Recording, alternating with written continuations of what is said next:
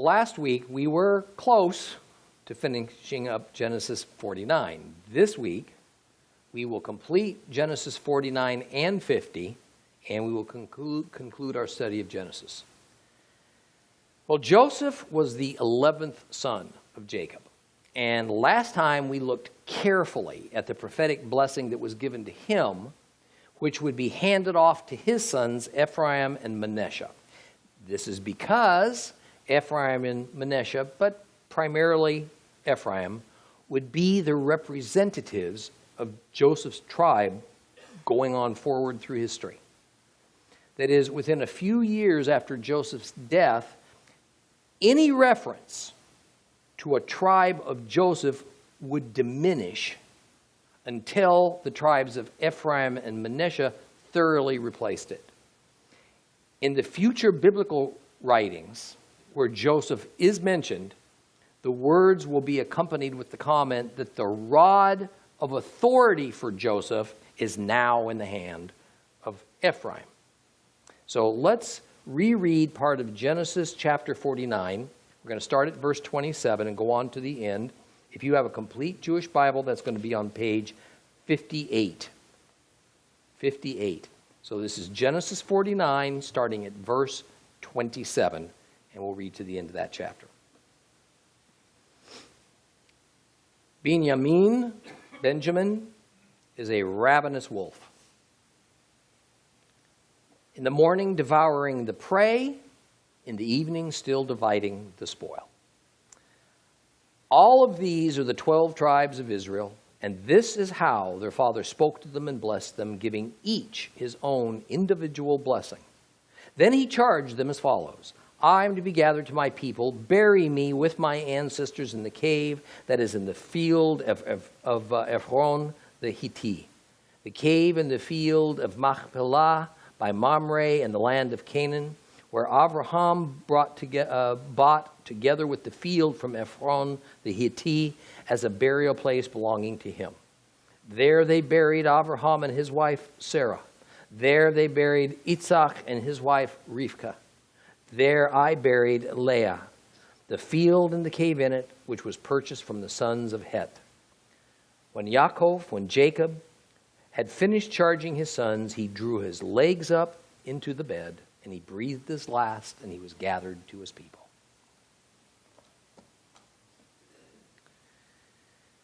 Lastly, we come to Benjamin. A total of one whole verse is dedicated to the blessing of Benjamin. If we really needed any more proof that it is the Holy Spirit guiding these blessings, then Benjamin's should be all that we require. Jacob's second favorite and youngest son was given a blessing that was anything but flattering. Even though we have been shown in Scripture that Jacob carefully protected, he fawned over Benjamin. Benjamin was characterized as a predator, as a wolf, vicious, merciless. And this would prove to be true. Benjamin had a rather schizophrenic future. Although it would have contact with and even play a part in the royalty of Israel, Benjamin was also ferocious and stiff-necked. Much of the outcome of the descendants of Benjamin had to do with their between a rock and a hard spot tribal territorial allotment, because they were placed in the unenviable position as a buffer state between the tribes of Ephraim and Judah, the two biggest tribes of Israel. Further, they occupied a pretty narrow strip of land that both the major north, south, and east-west trade routes passed through. Sometimes we get these incorrect mental pictures of these multi-thousand-man ancient armies scampering over hilltops like mice, and then kind of blazing new trails as they went along. That's not true. Any military man can tell you. Wars are fought around and over and by means of the major highways of a nation. because the well-established roadways were where the armies of any size had to travel. The roadways were placed where they were in the first place because there was water available. The terrain was friendlier. Even back in the days of Abraham, wagons and carts were in use. And so there needed to be a flat and wide trail to accommodate the rather fragile wheel and axle mechanisms of those early wooden vehicles. Well, those trade routes that crossed through Benjamin also likely produced a valuable source of income for them in the form of Benjamin attacking and plundering those merchant caravans. Remember, one tribe pillaging another tribe and taking what they needed to increase their own wealth and serve their own needs, this is the very essence of the tribal system. And it remains that way to this day. Now, as might surprise you, the holiest city in all the land was in Benjamin's territory. Yep, Jerusalem was originally in the territory of Benjamin, not Judah. Many other important Israelite cities were also within the boundaries of Benjamin. Mitzpah, Ramah, Gibeon, Bethel, even Jericho. Now, it's now well established that these various 12 tribes of Israel had battles amongst themselves, but perhaps no tribe was considered as ferocious and self-serving as Benjamin. One excellent example of Benjamin's characteristics is found in the book of Judges at a particularly bad time for Israel, when the Bible says on the condition of the Holy Land, every man did what was right in his own eyes. Benjamin was right at the center of a terribly chaotic series of wars between the tribes of Israel. In the city of Gibeah, an incident occurred that was eerily akin to when Lot was in Sodom and the townspeople wanted to have homosexual sex with these two angels that had come to bring God's judgment upon Sodom. The crux of the matter was that a man from the tribe of Ephraim was temporarily staying in Gibeah, where he took in a traveler as a guest into his home. And the Benjamite men in Gibeah demanded the traveler be given to them so they could ravage him. The elderly man from Ephraim offered his daughter and his concubine to appease the crowd. They took his concubine and almost killed her. And after they returned her almost dead, the man considered his concubine so defiled that she was now worthless to him.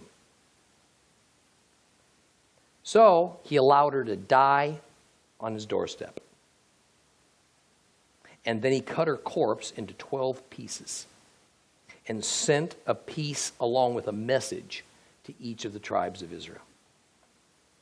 The other tribes of Israel were so outraged at this defilement of a Hebrew corpse that they gathered together and sent an army against Benjamin to punish it.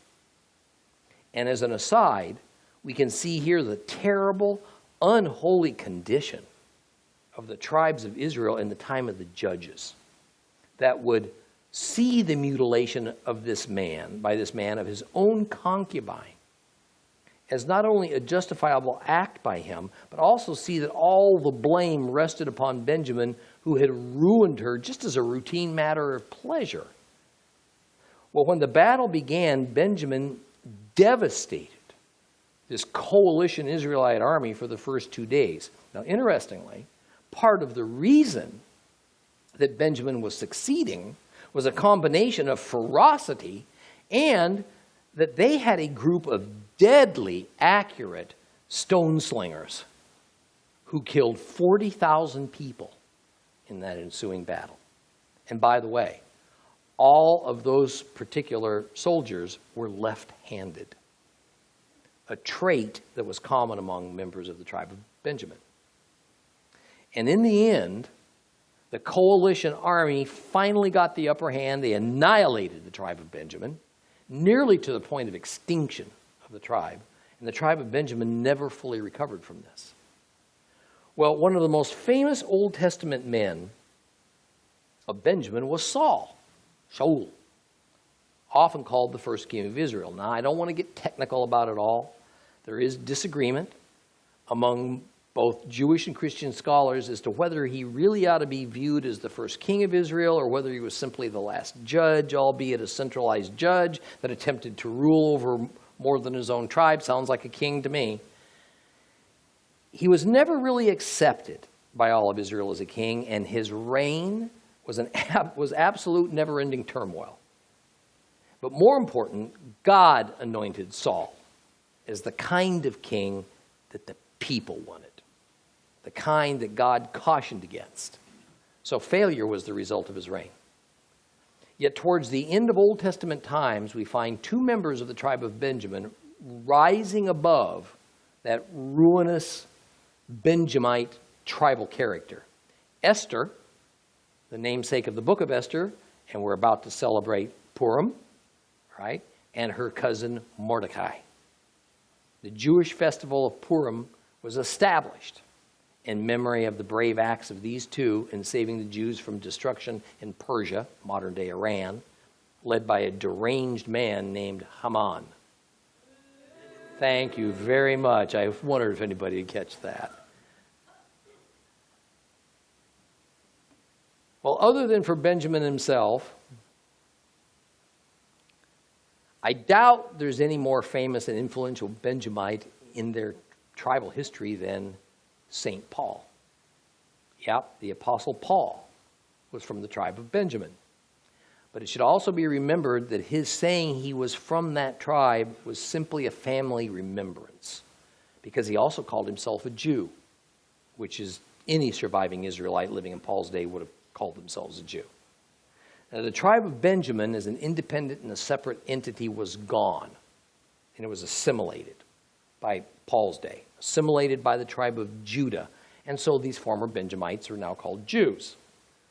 And so now we've completed the blessings of all 12 sons of Jacob, the 12 tribes of Israel, and we should bookmark Genesis chapters 48 and 49 in our Bibles as a reference, because whether we're studying the Old Testament or the New Testament, these blessings of Jacob explain a lot of what was going to happen in the centuries following this event, well into a time that's even still future to us, by the way.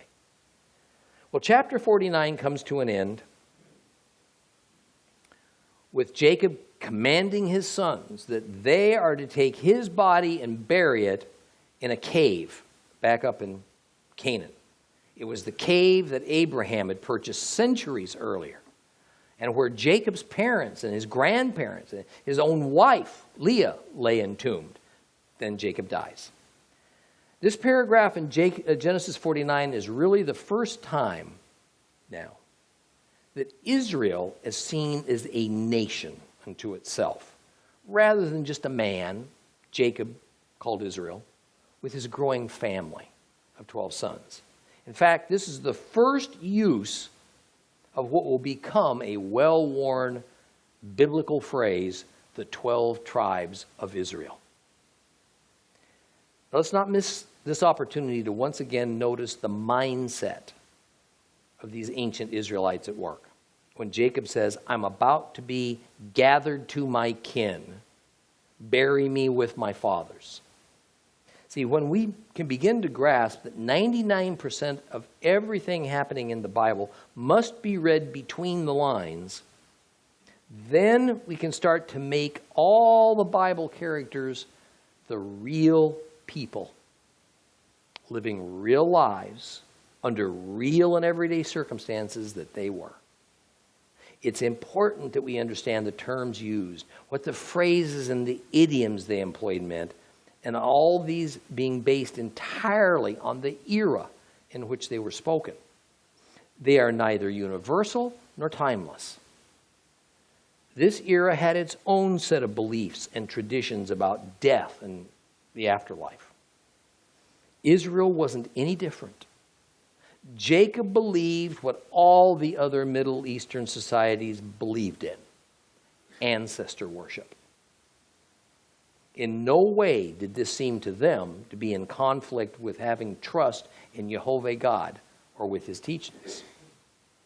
Those other gods worshipped by other people and other nations did not seem to be in conflict with God's laws and commands. In fact, to this point in the Bible, there has been no mention of an immortal soul of a man living on in heaven, or any such thing beyond the haziest idea or general statement of death and afterlife. In Egypt, and in a few other Middle Eastern cultures, elaborate belief systems and complex rituals concerning the dead and the afterlife had been developed. We won't find that among the Israelites, but neither do we find it among the bulk of ancient cultures. Yet in Israel, we do find ancestor worship, respect for the dead, and an understanding that there is something beyond the grave, even if what that is isn't entirely clear to them. Jacob wanted to be buried with his fathers because if he wasn't, he wouldn't be able to be with them after his death. After all, where was Jacob when he died? In Egypt. And his ancestors were buried far away, up in Canaan.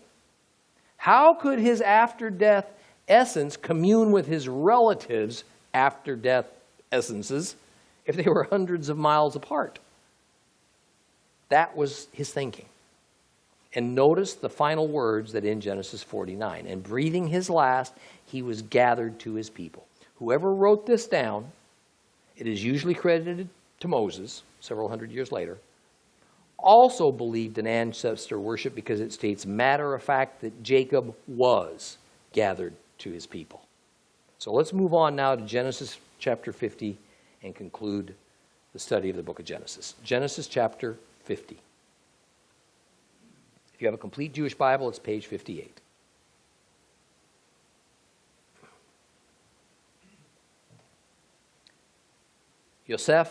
Joseph, fell on his father's face. He wept over him and he kissed him. And Joseph ordered the physicians in his service to embalm his father. So the physicians embalmed Israel. For 40 days were spent at this, the normal amount of time for embalming.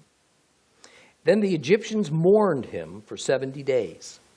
When the period of mourning was over, Joseph addressed to the household of Pharaoh, I would like to ask a favor. Tell Pharaoh, my father had me swear an oath. He said, I'm going to die. You are to bury me in my grave, which I dug for myself in the land of Canaan. Therefore, I beg you, let me go up and bury my father. I will return. Pharaoh responded, go up and bury your father as he made you swear. So Joseph went up to bury his father. With him went all of Pharaoh's servants, the leaders of his household, the leaders of the land of Egypt, along with the entire household of Joseph, his brothers, his father's household. Only their little ones, their flocks and their cattle, did they leave back in the land of Goshen. Moreover, there went up with him both chariots and horsemen. It was a very large caravan. And when they arrived at the threshing floor in Atad, beyond the Jordan, they raised a loud and bitter lamentation, mourning for his father 7 days. When the local inhabitants, the Canaanites, saw the mourning on the floor of Atad, they said, how bitterly the Egyptians are mourning. This is why the place was given the name Avel Mitzrayim, the mourning of Egypt, there beyond the Jordan. His sons did to him as he'd ordered them to do. They carried him into the land of Canaan. They buried him in the cave in the field of Machpelah, which Abraham had bought, along with a field as a burial place belonging to him from Ephron the Hittite by Mamre. Then after burying his father, Joseph returned to Egypt, he, his brothers, and all who had gone up with him to bury his father. Realizing that their father was dead, Joseph's brothers said, Joseph may hate us now.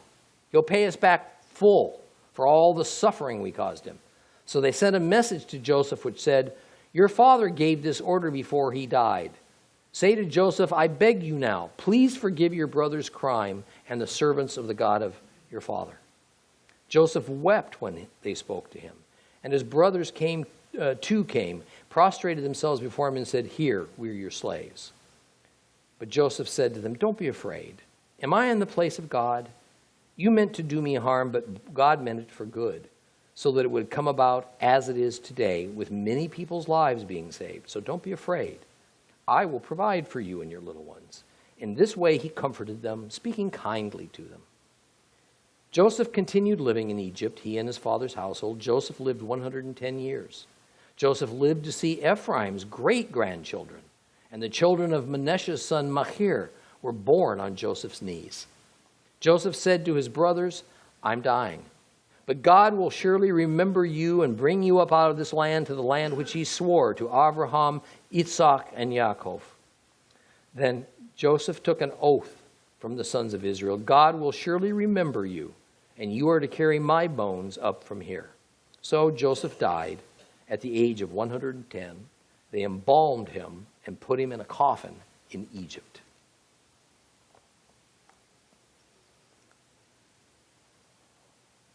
What a heart-rending scene, I think, we have here, with Joseph breaking down on his father's death, crying, kissing this now empty shell that was his father Jacob.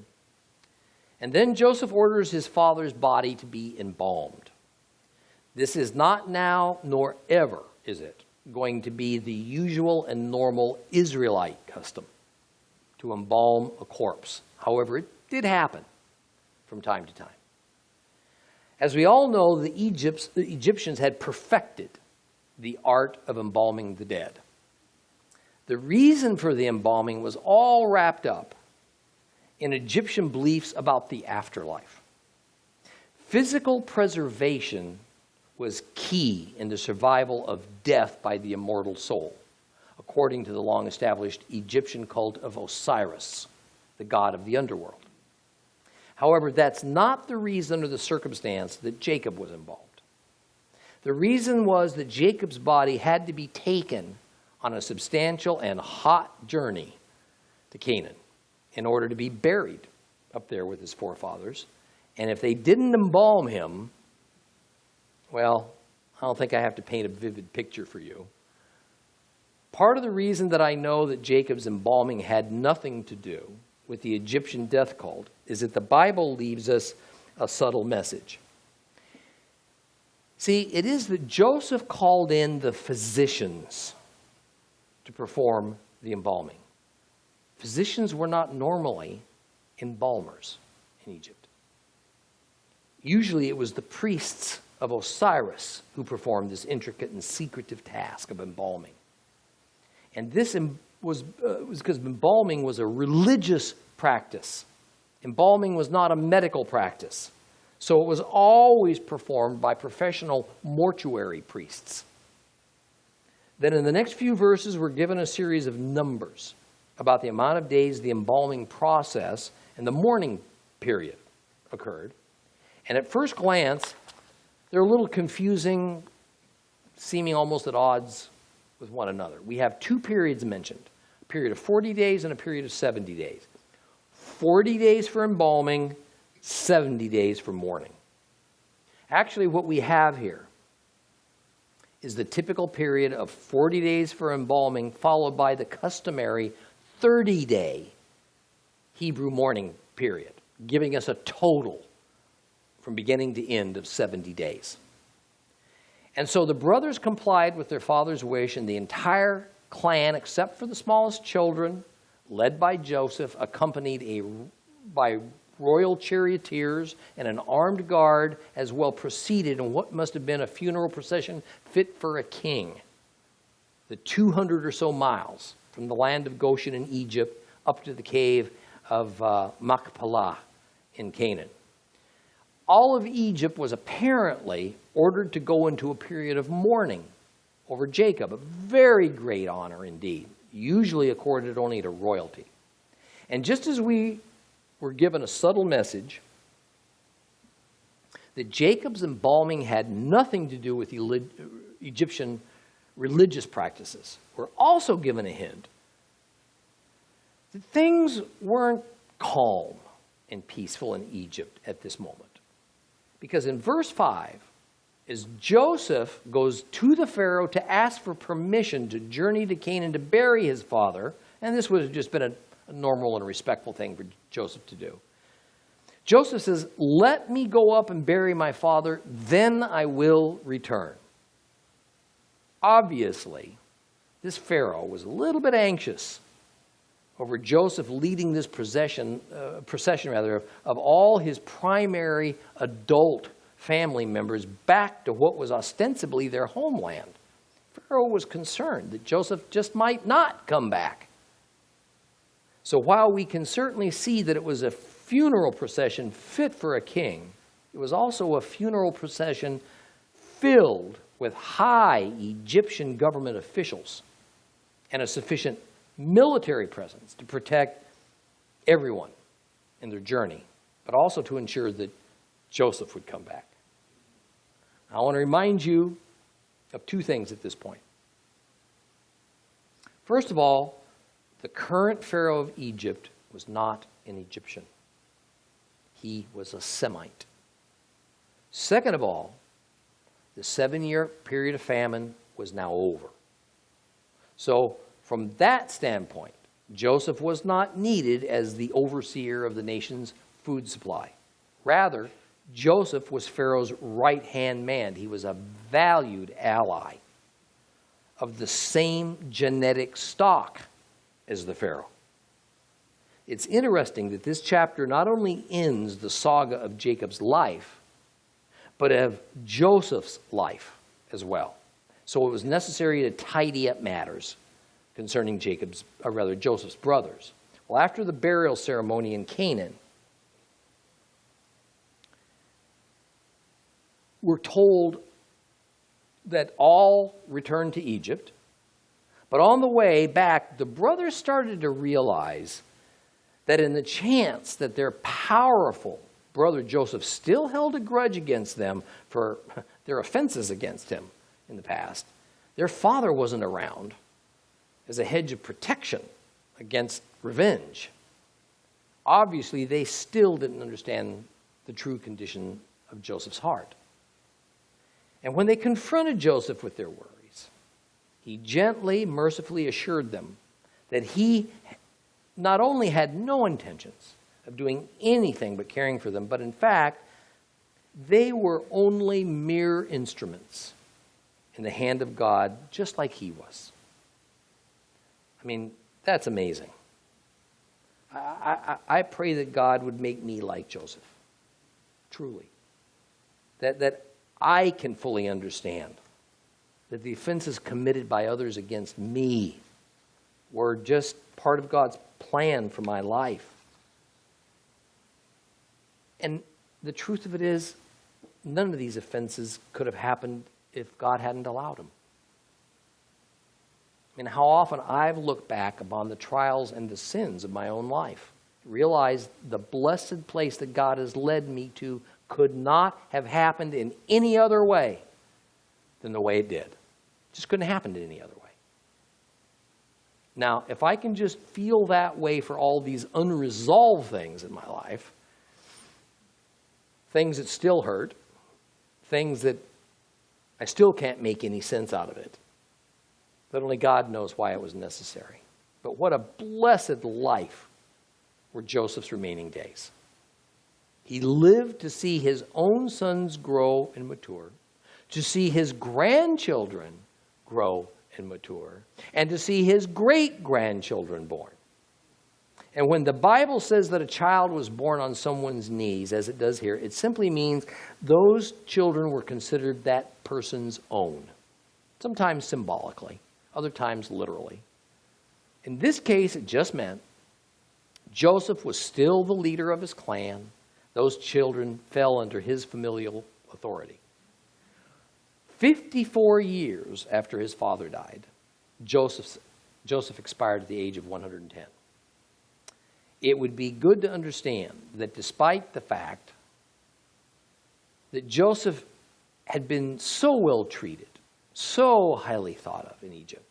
He made it clear to everybody, Egypt is still just a foreign land to him. So he made his own family promise that when that day came, that Israel would finally leave Egypt for the promised land, they'd take his bones with them. Joseph was then embalmed as per Egyptian custom, his body placed in a coffin to await that day that he too could join his ancestors in the land that God promised to the Hebrews. I find it interesting he did not ask at that moment to be taken to the cave of Machpelah up in Canaan. And by the way, several scholars have noted that it is highly unlikely that it was actually Joseph's brothers who heard him say, I am about to die, you shall carry my bones from here. Because Joseph was the second youngest of the 12. He died as a very old man. It is unimaginable that those older brothers survived him. Rather, we find the use of the Hebrew word for brother here, ach. And ach can mean anything from an actual sibling to a fellow countryman. Sometimes in the military, we'll call our fellow soldiers brothers. It's that same type of a sense of it. Almost for certain, at least some of those who were present for Joseph's command that they were to take his bones back to Canaan were his grandchildren and his nephews. Well, one final thing before we end. Numbers used in the Bible have much significance. Often they are not literal, but symbolic. Particularly when we see a round number, like here in Joseph's death at 110, we need to be aware that it is likely that this is a symbolic number. Not for sure, but it's likely. That said, I also have no doubt that many round numbers were simultaneously literal and symbolic. So it's not to say that Joseph didn't die very old. I'm just certain he did. The mention of his living to see his great-grandchildren born indicates that fact. But in Egypt, you see, interestingly, the traditional number of a full lifespan was 110 years. For Hebrews, the traditional number was what? 120. In other words, if a person attained that many years or more, then they had lived a long life blessed by the gods. Of course, few people actually ever did. Well, this ends our study of the book of beginnings, the book of Genesis, and next week we will begin the book of Exodus.